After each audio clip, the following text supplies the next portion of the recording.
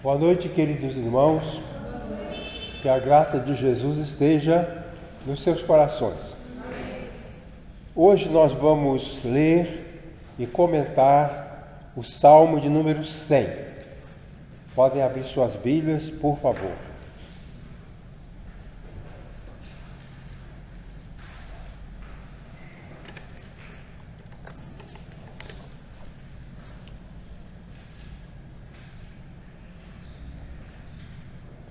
Os salmos são a porção querida do povo de Deus.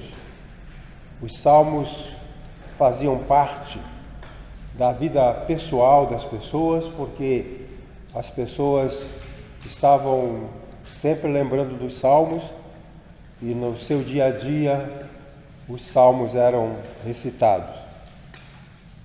Além disso, no templo, nas reuniões religiosas, o povo declamava e cantava os salmos. Então, para nós, os cristãos, herdeiros da poesia do povo de Israel, também os salmos são preciosos e nós aprendemos muito com o que eles nos ensinam. Então, hoje, Salmo de número 100. Celebrai com júbilo ao Senhor todos os habitantes da terra. Servi ao Senhor com alegria e apresentai-vos a Ele com cântico. Sabei que o Senhor é Deus. Foi Ele quem nos fez e somos dele. Somos o seu povo e ovelhas do seu pasto. Entrai pelas suas portas com ação de graças e em seus atos com louvor. Dai-lhe graças e bendizei o seu nome. Porque o Senhor é bom e sua benignidade dura para sempre e a sua fidelidade de geração em geração. Vamos considerar o Salmo 100 com base no que está impresso na folhinha que os irmãos receberam. Salmo 100, conhecido pelo título de Jubilate, que quer dizer celebrar. Salmo litúrgico, usado nas festividades de celebração pelo início das colheitas, quando o povo levava os primeiros frutos da terra como ofertas de ação de graças para a casa de Deus. O salmo era cantado por uma procissão de adoradores que se preparavam para atravessar os portões e passar pelos pátios para entregar as ofertas aos sacerdotes. O salmo era cantado por 2 coros. O primeiro convocava para o louvor. O segundo coro convocava para a entrega das ofertas como ato de adoração. Falei que era um salmo litúrgico. A palavra litúrgico vem de liturgia. E liturgia é uma palavra grega que significava o serviço de um voluntário, um serviço comunitário prestado por um voluntário às próprias custas. Por exemplo, aqui seria a liturgia se a lâmpada da minha rua queimou e eu com o meu dinheiro fosse lá e trocasse aquela lâmpada e eu não cobrava nada da prefeitura. Isso seria a liturgia. Então a liturgia é um serviço prestado à comunidade às próprias custas. Com o passar do tempo, a liturgia passou a ser uma celebração, uma cerimônia, um rito. A liturgia católica é o rito da celebração católica, a liturgia presbiteriana e assim por diante. Mas o sentido original de liturgia não é de uma cerimônia religiosa, mas um serviço pessoal prestado por uma pessoa. Então a ênfase da palavra liturgia está no serviço voluntário. Essa é a ênfase da palavra liturgia. Quando falamos salmo litúrgico, é claro, nós não estamos falando de como os judeus pensavam. Eles pensavam no salmo como uma forma de servir. Nesse salmo nós temos duas proposições. A primeira é de elogiar Deus, cantar hinos a Deus. E a segunda é de apresentar as ofertas. A relação do povo com Deus incluía o louvor a Deus, a exaltação a Deus e a entrega de ofertas. Então esse era um salmo para celebrar o começo da colheita, era o salmo das primícias. Então nesta ocasião, os judeus piedosos deveriam comparecer ao templo para louvar a Deus pelas colheitas e também entregar as ofertas. Os primeiros frutos da plantação eram levados para Deus, eram entregues aos sacerdotes. Era a ideia das primícias. A lei de Moisés dizia em Êxodo 34 que os primeiros frutos eram de Deus. Acontecia também com os filhos, né? O primogênito de uma família, o primeiro filho, ele deveria ser consagrado a Deus. Os pagãos entregavam o primeiro filho para sacrifício, e o primeiro filho não ficava com a família, era morto como oferta para Deus, para os deuses.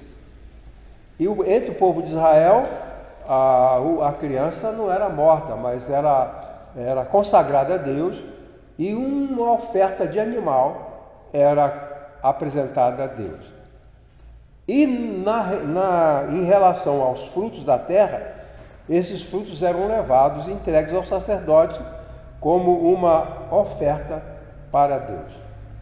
Então o Salmo 100 fala de reunião do povo de Deus para engrandecer a Deus, louvar a Deus, exaltar a Deus e entregar as ofertas. Então eram duas partes. A primeira parte, a parte dos cânticos, a parte de adoração, e depois o momento quando o povo entrava pelas portas, pelos pátios, e entregando aos sacerdotes os primeiros frutos da terra.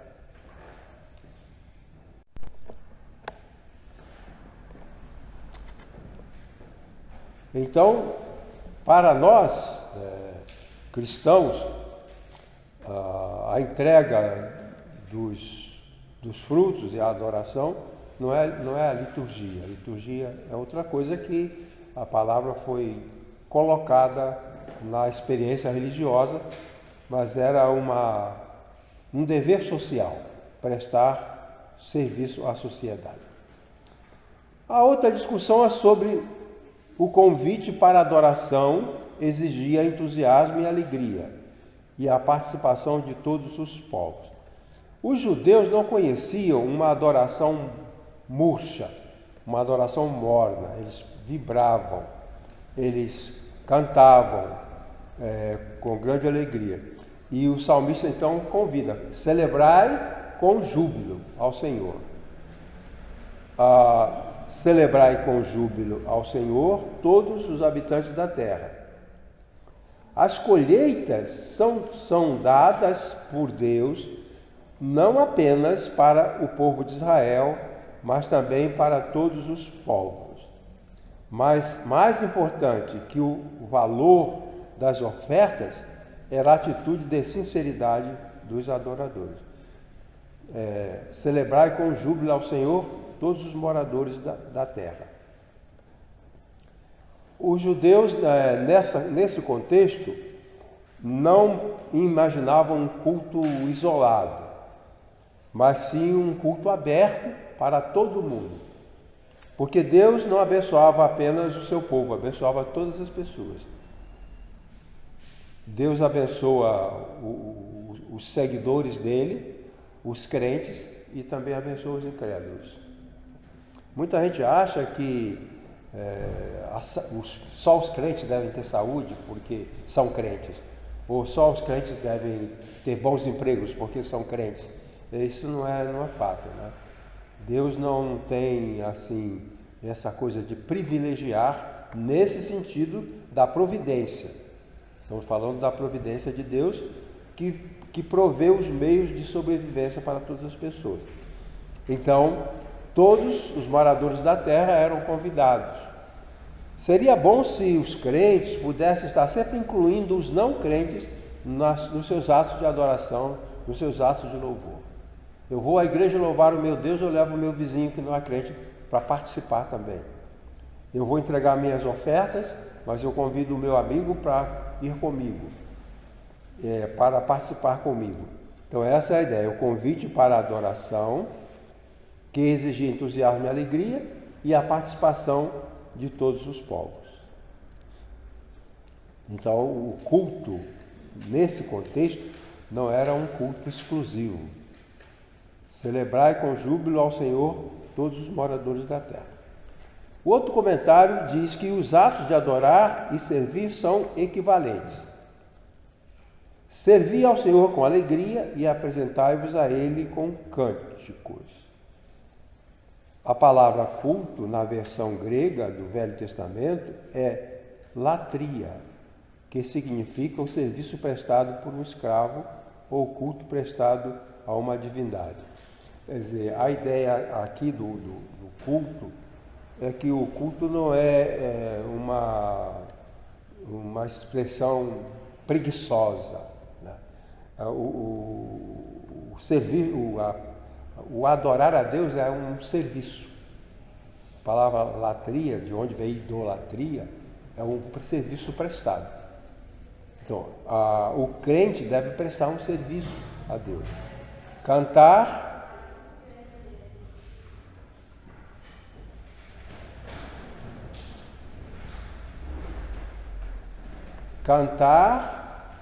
exultar, prestar culto, servir, adorar, trabalhar para Deus.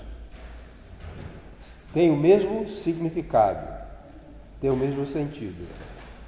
Servir ao Senhor com alegria. Isso significa que prestar culto não é para preguiçosos, né? A pessoa muitas vezes o cristão, por acomodação, por desânimo, por preguiça, por comodidade, deixa de prestar culto. É bom lembrar aqui que a gente usa a palavra prestar culto, é um lembrete. Não existe na Bíblia a palavra cultuar. Cultuar, não, o culto não é prestar culto. Então nós não cultuamos, nós prestamos culto, que a palavra cultuar era uma palavra estranha. Mas nós inventamos de usar, vamos cultuar, e não é bíblico, não é cristão, é prestar culto. Dá a ideia de um serviço, uma prestação de serviço, de oferecer algo da nossa energia, da nossa vida, do nosso potencial. O seguinte diz que o ato de louvor ou elogio exige o conhecimento dos atributos daquele a quem se dirige. O texto diz: sabei que o Senhor é Deus, foi Ele que nos fez e somos dele, somos o seu povo e ovelhas do seu pasto. Verso 3. O Senhor nos fez e reivindica a sua criação. O Senhor nos adota como seu povo e nos faz suas ovelhas, mantendo conosco uma relação de ternura e cuidado. O Senhor, a quem o salmista diz que devemos conhecer, é o Deus de Moisés, que se apresentou como Javé, ou Yavé, que diz: eu sou o que sou. O judeu a adorar devia ter sempre em mente a confissão de fé judaica sobre Deus. Para o judeu, a lembrança era sempre essa: o Senhor é Deus, Deus é o nosso Criador, somos o seu povo, O Senhor é bom, a bondade de Deus é eterna, a fidelidade de Deus perdura por todas as gerações. O salmista sempre convidava as pessoas a lembrar de Deus, lembrar do conhecimento de Deus. Quer dizer, o adorador a Deus não adorava um Deus estranho que ele não conhecia. Então, por isso que fazia parte da experiência do culto, da experiência do templo, o estudo, a instrução sobre Deus. Não havia o louvor sem a instrução. Era tarefa do sacerdote instruir o povo sobre Deus e conduzir esse povo a exaltar esse Deus que eles conheciam. Então, não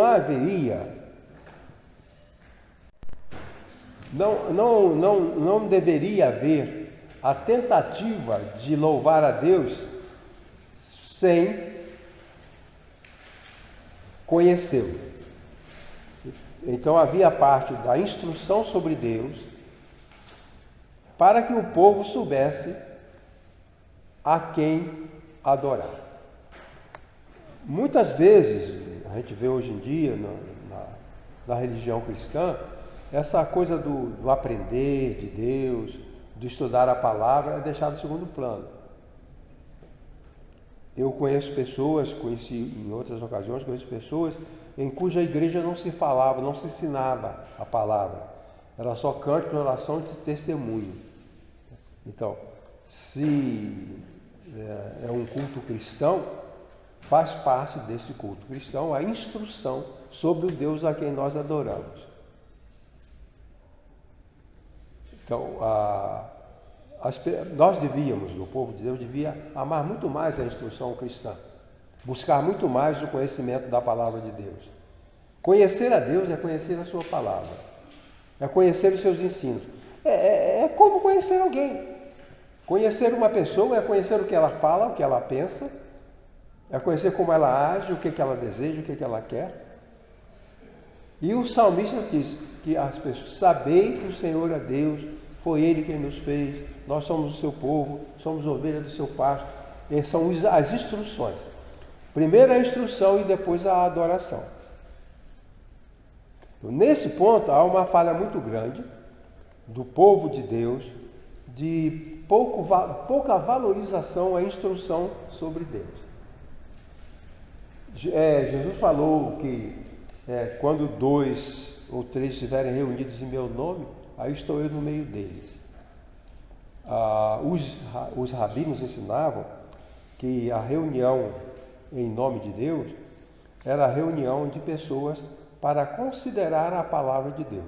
Então, eu vou me reunir com o Marcos, vou me reunir com a Maria José, vou me reunir com a Bernadette, vamos fazer uma reunião. Qual é o assunto? Falar sobre o que Deus fala. Conversar sobre o que Deus ensina. Isso é em nome de Deus, aí Ele está junto. Reunido em nome de Deus é nos reunir para avaliar as palavras de Deus.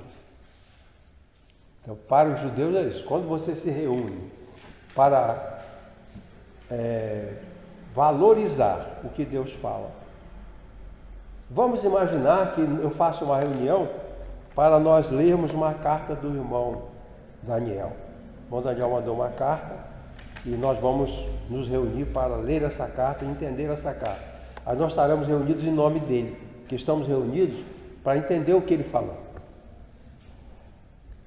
Entendeu? E aqui o salmista diz que nós deveremos saber sobre Deus. Hoje em dia a gente vê muitas heresias, muitas distorções, e a razão é porque o estudo bíblico sobre Deus é relegado a um segundo plano. Então o culto era aprendizagem e exaltação. Eu aprendo de Deus e o elogio. A palavra louvor tem vários sentidos. Exaltar, elogiar, valorizar. Então, eu aprendo de Deus e o exalto. Eu aprendo de Deus e o elogio. Pois bem, esse é que o ato de louvor que é o ato de elogio, exige o conhecimento dos atributos daquele a quem dirigimos. Isso é uma coisa natural. Por exemplo, se nós vamos homenagear a irmã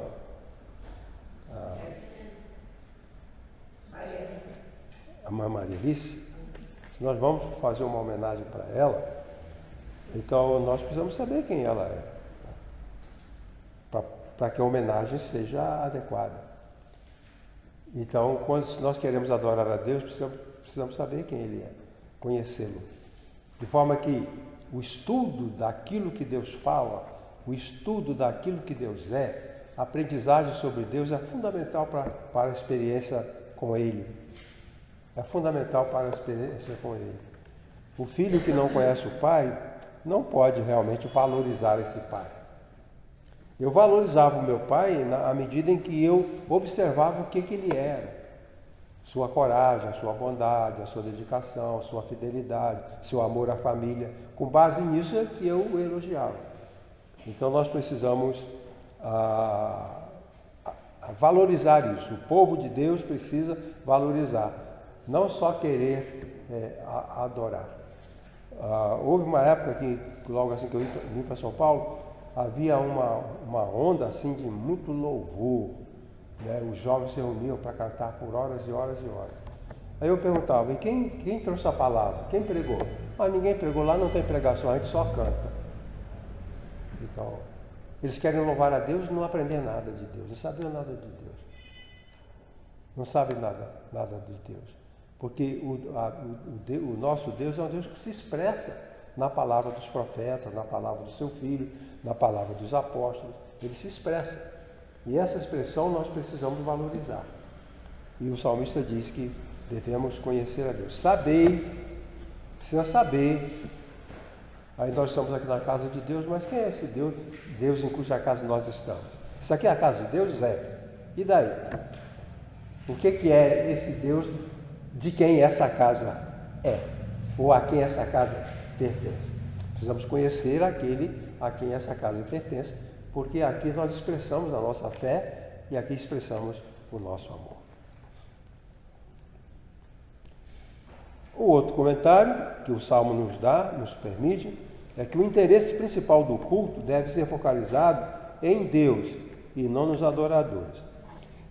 O culto não era por causa do problema das pessoas, o culto era por causa da natureza de Deus. O culto não é porque as pessoas estavam felizes ou infelizes. O culto era por causa de quem Deus era. Entrai pelas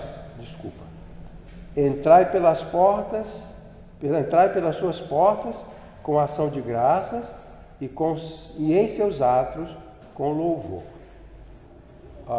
O templo tinha área de circulação, as portas e os pátios.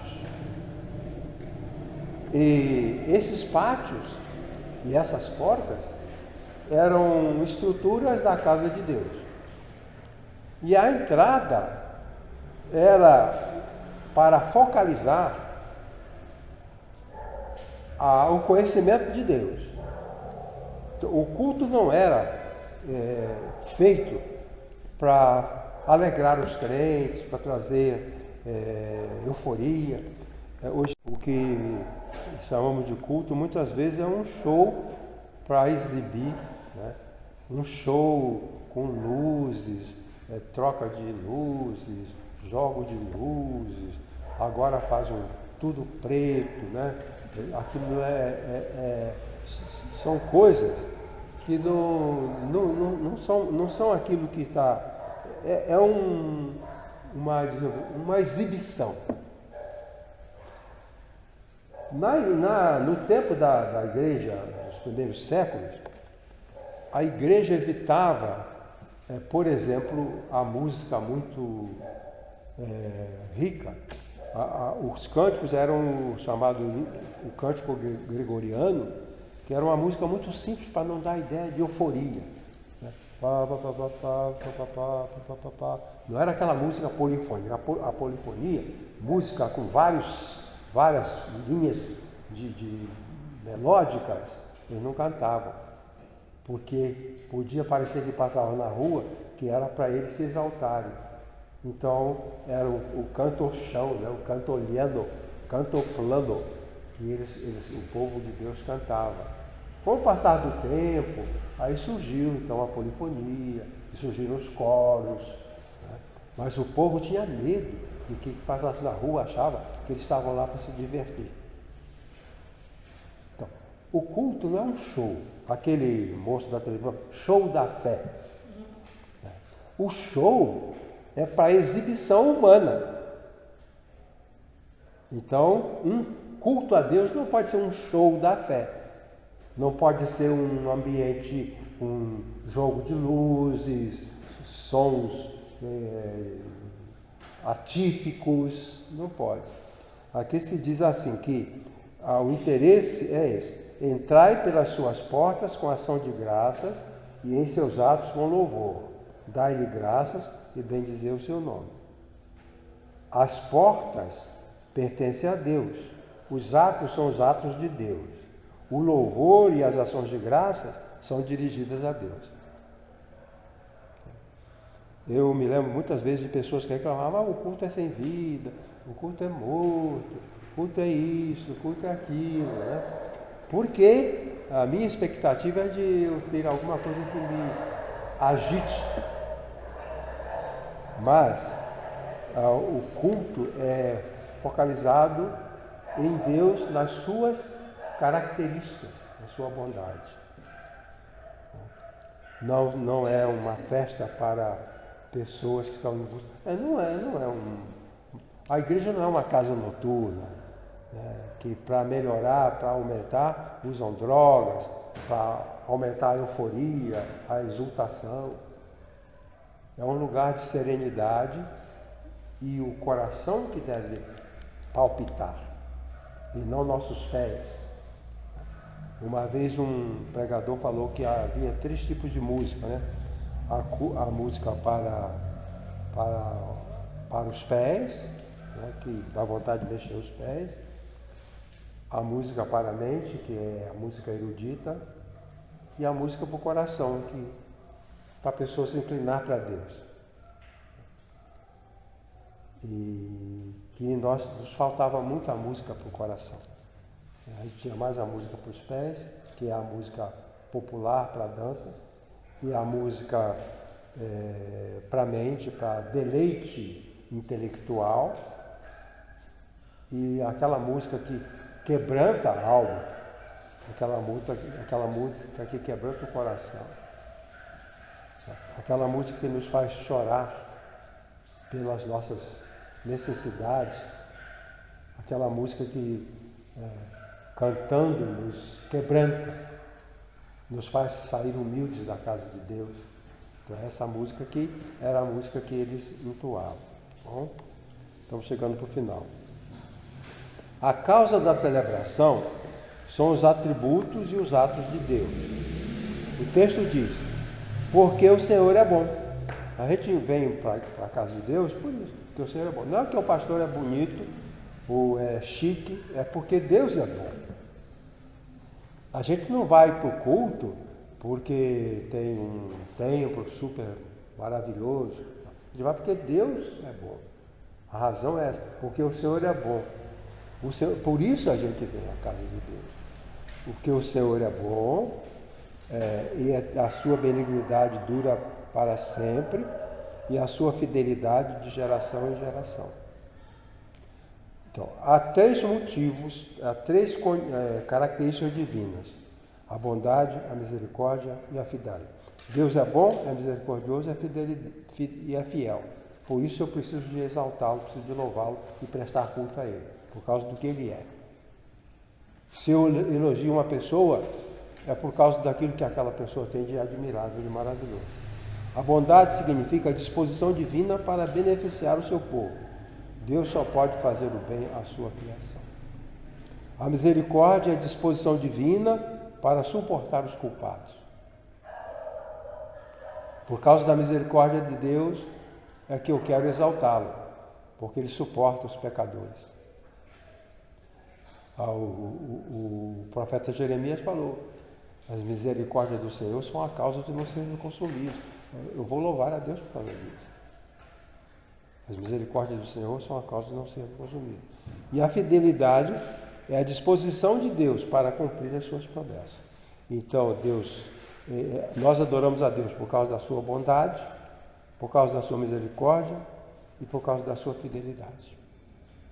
Bondade para beneficiar o seu povo, misericórdia para suportar os errados e fidelidade mantendo a sua disposição para cumprir as suas promessas. Então o Salmo 100 é um salmo muitíssimo interessante. Antigamente as igrejas cantavam os hinos tradicionais e o Salmo 100 era um dos hinos mais bonitos que os coros cantavam. Celebrai com júbilo ao Senhor todos os moradores da terra. Era um salmo que todos os coros cantavam nas igrejas e era um momento solene, lindo, maravilhoso. Quando o coro cantava celebrai, celebrai, celebrai com júbilo ao Senhor todos os moradores da terra. Então este é o salmo. Alguém quer dar uma palavra?